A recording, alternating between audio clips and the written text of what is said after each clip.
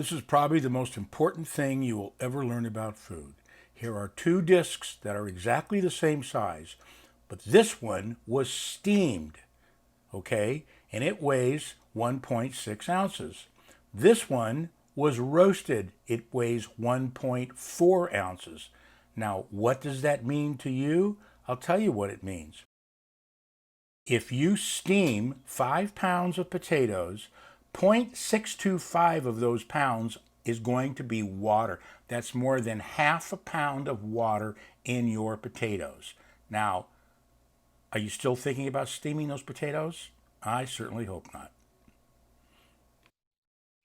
This was a very dramatic way of pointing out to you the fact that water is the enemy. It's not just not your friend, it is the enemy. You need to get rid of as much water as possible from practically everything you cook.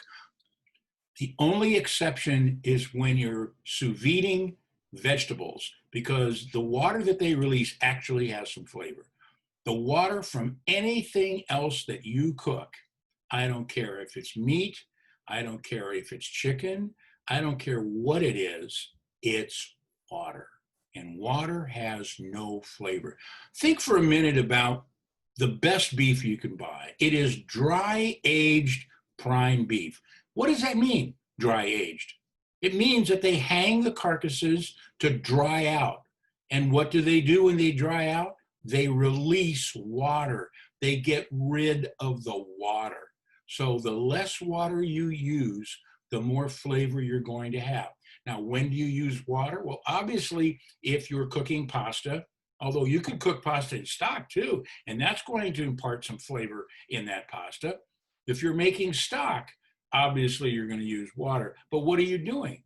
You are boiling down that water with aromatics and bones to get a creamy consistency and flavor.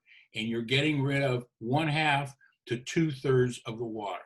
So everything, and I mean everything that you plan on doing, has to have one thought in mind: get rid of the water.